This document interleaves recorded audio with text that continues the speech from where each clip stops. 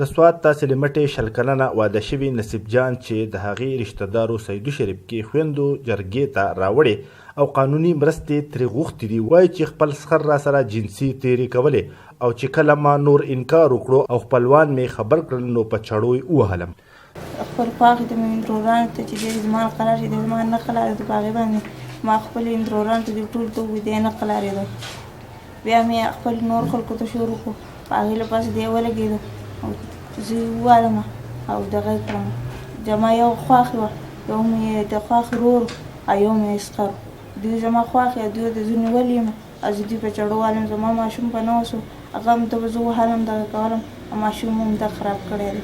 هم به یې په مخه به یې وهلم او دغه کولم به یې. د جوبل نصیب جان مور وایي چې زوم مې په سعودي عربستان کې مزدوري کوي او د لور په وینا مې وړاندې زی پولیسو څخه قانوني مرستې او تحفظ غوښتلی و، ولې پولیسو په دا اړه دوی مرستې ونه کړې او لور راله سخر وجله خو بچ شوه. زه چې کله چوکۍ ته لاړم او ما لکه دننه شوم نو لکه دا مشر چې نو دی لکه په دغه باندې دی لکه چې څه بله مسله وه په هغې کې نو بیا دی راغی. زه بل هر ساعت یو ګنټه زه کېناستم د هغې نه بعد دی راغی او لکه زما نه یې بیان واخیستو. بس زما نه بیان واخیستو. ما 2000 روپۍ موږ له د تیلو پیسې ما 2000 روپۍ ورکړي دي مې چې دغه د تیلو پیسې زما سره دي لکه چاپه لاړه شي. ما چاپه بوتله او زما لیور واپس کړه.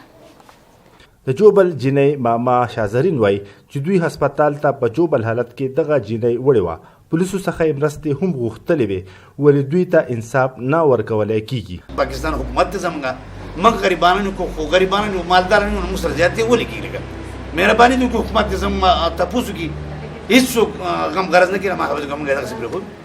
په سوات کې د ښځو حقونو لپاره کارکوونکي د خویندو جرګې مشره تبسم عدنان وایي چې پولیسو په دا اړه د کوتاهۍ څخه کار اخیستی دی.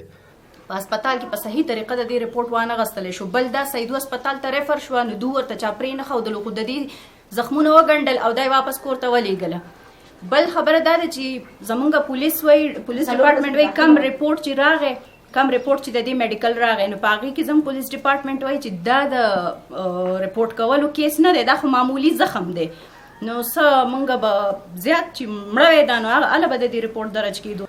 د نصیب جان کیس په اړه مو چې کله د مټې پولیس تاڼې اس ایچ او انور خان څخه پوښتنه وکړه نو ښاغلي وویل چې دغه کیس میډیکل رپورټ تر دې دمه دوی ته نه دی میلاو شوی او کله چې میلاو شي دوی به د ملزمانو په ضد کارروایي کوي.